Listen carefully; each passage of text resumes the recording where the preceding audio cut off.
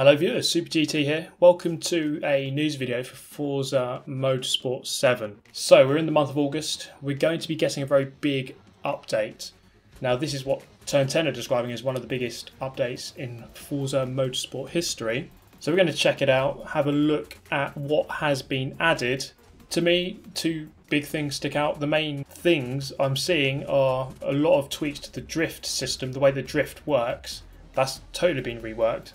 And also time attack is coming back. So let's start off with the drift. First off, the scoring. The way that the scoring works has been sort of rewritten. So now it's going to be based on three things. And you're about to see these on the screen, the parameters. The parameters are speed, angle, and line. So speed's quite obvious, how quick you're going through the corner, relative to how quick the game thinks you should be going through that corner. Angle, how steep the drift is being held. And line, whereabouts you are on the circuit compared to, I think, the racing line. So you might want to turn on the racing line assist, and if you're on that line, then you're going to be scoring highly. So each of those things are going to be marked out of 10, and you're about to see them on the right hand side of the screen. So you're going to know if you're getting a high score at that exact moment. So other slight changes to the way that you can score points. Light wall taps won't be penalised, so you're not going to lose your score for lightly tapping a wall or for lightly tapping another car. So, you know, a heavy hit, if you absolutely obliterate someone or smash into the wall 100 miles an hour, then yeah, you're going to lose your score. But if it's just a minor tap into a wall, into someone else, maybe during a tandem, then your score's not going to be eliminated. So slight changes there, makes it a little bit easier. Dropping two wheels beyond sort of the white line or the limit of the track. We'll talk about track limits later, but dropping two wheels beyond the track limit isn't going to drop your score either. And also, drift zones have been removed. So previously, you'd only be able to drift around certain sections of the circuit, basically the corners. If you got to a straight, you could try drifting, but it wouldn't work. But now you'd be able to drift up the straight. So if you can hold together a long slide, a long combo throughout the whole circuit, then, you know, more power to you, and you're going to get a higher score if you can do that. So that's how the scoring has been changed. There is something being changed to the actual mechanics of the way that the car works.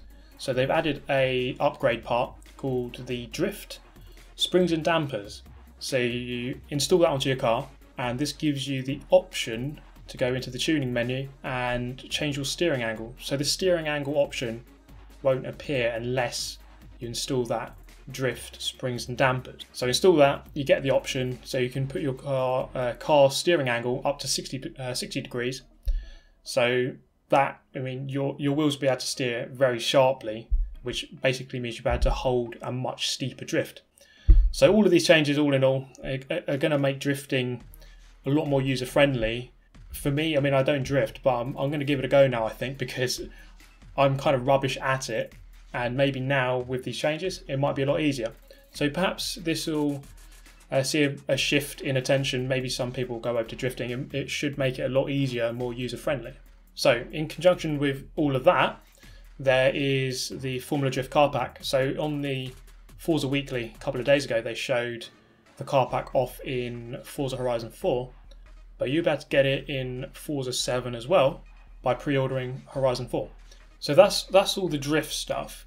We then move on to track limits and time attack. They go hand in hand, really. There was always working on a track limit system, like a new system, and I suppose they couldn't really add time attack until they completely finished that new track limit system. So they go hand in hand. They work together, and now that they've both been finished and completed, they've both been added into the game. So let's start on the time attack mode. Time attack is a classic Forza Motorsport mode. So you just set your time on any track in any class and see how you fare compared to the rest of the world. So in time attack, they're going to have every ribbon, every car class, every weather option, every time of day. But only, of course, if that weather option or time of day option was available for that circuit. So Lime Rock at night, you won't be able to do that because that wasn't available previously. But, you know, Le Mans at night, you can do because that was available previously. Either way, you know, every car class, every track, and multiple weather configurations and time configurations. So that's going to be a damn lot of leaderboards. But, you know, get stuck in, see how many number ones you can get. Quite crucially, the leaderboards will be reset, so everything is going to be wiped clean. I suppose with the new track limits, you know, the times are going to be different. The track limits aren't going to be the same, so it's not fair to keep the leaderboards the same. So they're going to be wiped. So you've got a clean slate to, you know, kind of rush in and try and set the number one times on the most obscure leaderboard. So just regarding the weather in Time Attack, so we've got dynamic weather in the game, and let's say for example you choose one circuit, it's dry for the first 2 laps and then it rains on the 3rd lap. There's not going to be any of that in Time Attack. In Time Attack, if you choose rain, it's just going to be static. So the puddle's going to be the same every lap. There's not going to be dry first lap and then wet second lap. That would be unfair and silly because you're just going to set your faster lap when it's dry, of course. So if you choose rain, it's going to be static. And another option relating to Time Attack or rivals in general is the training ghost. So this is slightly different than choosing someone as a rival. So essentially training ghost, all that does is you choose them, and then if you beat them, the ghost will stay there. So normally when you beat a rival ghost, you beat them and then their ghost disappears. While with training ghosts, they're going to continue going around even once you beat them, because perhaps you might be quicker than that ghost, but they might be quicker through turn 3 of a certain circuit, and you just want to keep following them around just to really learn that one corner. It's annoying to beat them and then, you know, they disappear and then you sort of have to go back and go back in again to learn that corner. So that's a good training tool, and being able to just follow the ghost continuously without having to worry about them disappearing. So as I've mentioned, alongside the Time Attack, we've got a new track limit system. So it's a really transparent system actually, because you're about to go into the HUD and you're about to turn on this menu. There's 2 ways you can sort of view the limits of the circuit. So you can have a straight up ribbon. So we can see here like a sort of a blue line going down the edge of the circuit. You can also have sort of little diamonds which go along the side as well. And it's sort of color coded. So if it's blue, then you're fine. You're not breaking any rules. If it's yellow, then you're close to breaking the track limits. Or if it goes red, then you have broken the track limit. So you're about to know exactly where the limit of the circuit is by turning that option on.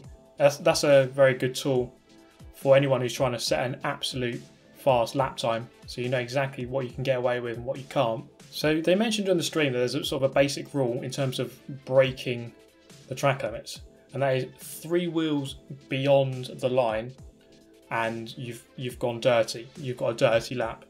So that's the main thing you have to consider here. And I suppose once you're going to be starting a rivals event, then just turn on the track limits, and you know exactly what you're up against. So they're saying that the couple of big changes will be second chicane at Monza, which was notoriously bad for track limits, and also the final turn and the first turn at Sebring. So I suppose it's up to us to really go into each track and really just learn the track limits. But now it's so easy, as I said, it's transparent. They show you exactly where the limits are. So there's no excuses, oh, I can't quite work it out. It will just show you exactly where they are. You can turn it on, and then once you know where they are, maybe turn it off if you don't want to be distracted. So that's drift and Time Attack and track limits. 3 really big changes, I think. The track limits is quite a good one, because it just makes everything really clear, crystal clear, exactly what you can and can't do. Time Attack, an amazing return for, you know, it's a core mode really for a Forza Motorsport game, to be able to do any track, any car, and just really go as fast as you can to see what you can do up against the best in the world. And of course the drift community, not as big as many others, but you know, they deserve their own space in the game, and perhaps they've been overlooked in many ways, so it's good that they kind of have their system sort of reworked and made a lot easier to use. So alongside all of this, we are getting a free car, the Aston Martin AMR1, so it's a Le Mans racer from the late 80s. So that is absolutely free for everyone. So another change they've made is race configurations. So what this means is you can save all of your rules that you've set up for a race in free play split screen or a private multiplayer lobby. So for example, you might create an online private lobby. You want to do this track, this car, this many pit stops, and force tuning off. And there's quite a lot of settings you can change in the game, and it can be very easy to forget some of the settings. So you can save your configuration and load it later. This is going to be very useful for league racing, I think. And you know, if you're a league coordinator, you can go ahead of time, set up the lobby correctly, And then when the race comes along, just press load and the settings are all there. So it just minimises mistakes. It just makes it a lot easier and faster to set up a race that you'd want to do. A couple of other changes. In the multi-class ABCS hopper, you're going to be able to change, or after each race you'll change from class to class. So previously, if you joined the lobby and you're in C class, you'd be stuck in C class and there'd be nowhere to change except for backing out and going back in. So now you're able to change between each race, which is a lot better, I think. Open Test Track Airfield is now available in single player. So that's pretty much everything wrapped up there. Now, I mean, you can be the judge of whether you think this is a big update or not. But you know what? I think it is more so than just the stuff that they've added, but more because of what it represents. It represents the fact that Turn 10 are still dedicated to improving Forza Motorsport 7. You know, they're not just going to give up on it. The game, it was in a bad place at the beginning, but it shows here that even nearly a year after the game's come out, they are still adding plenty of things into the game, which is good to see. We saw in an interview not long ago that apparently Forza 8 isn't being worked on right now. So that leads me to think that Forza 8 won't be coming out in about a year's time, because I would have thought they would be starting on that by now. Perhaps they're more committed to making this game exactly what they want, and then Forza 8 can wait a little bit until it's absolutely perfect. I mean, we're presuming that Forza 8 is going to be a thing. I'll be very surprised if it isn't. But either way, I'd like to know your thoughts on this whole update. Do you like what they've added? Do you like what they've changed? And also, what do you think about them still working on the game even now, nearly a year after the game has come out?